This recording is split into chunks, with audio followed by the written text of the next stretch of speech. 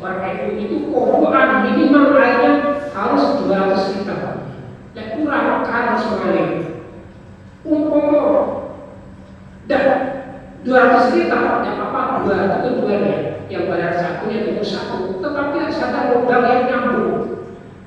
Ada lubang-lubangnya. Jadi antara kokoh sekitar si kulon itu harus nyambung karena saya perhatikan yang bagian hidung terkait dengan liter, yang bagian kanan dan bagian liter. Nah, 30 menjadi 200 liter lebih. Tidak apa yang penting penuh. Syaratnya ada harus ada lubang yang nyambung. Nyambung udah super nyambung, bisa memperselang sampai ini tidak cukup.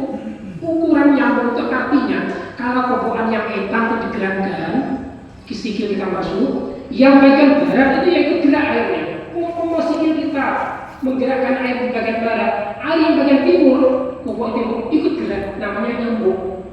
Harus bisa kokoh pintar, tobol merasa timur apa, ciduk sebelum buka. Asalnya kecil tak ubah bahannya, kalau pakai ubah umpama itu, jadi itu kan tobol dia sama itu.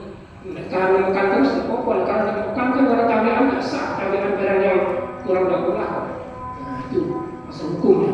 Kok yang gede bahasanya? Biar kita ngomong, aku dia kadang yang bingung. Bukan bingung ya, hukum harus seperti itu.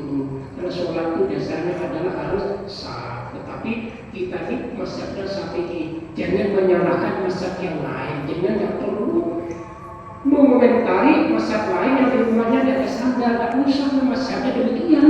Tidak usah komentari pastinya ada kokohannya, tidak usah. Tidak usah komentari kalau sholatnya lapangan, tidak usah pada sah mawar asal caranya.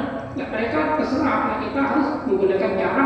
Nah, ini sholat di lapangan, bawa lafidnya, cari tempat yang kering. Nah, tempat yang basah, dia bawa. Demikian, wassalamualaikum warahmatullahi wabarakatuh.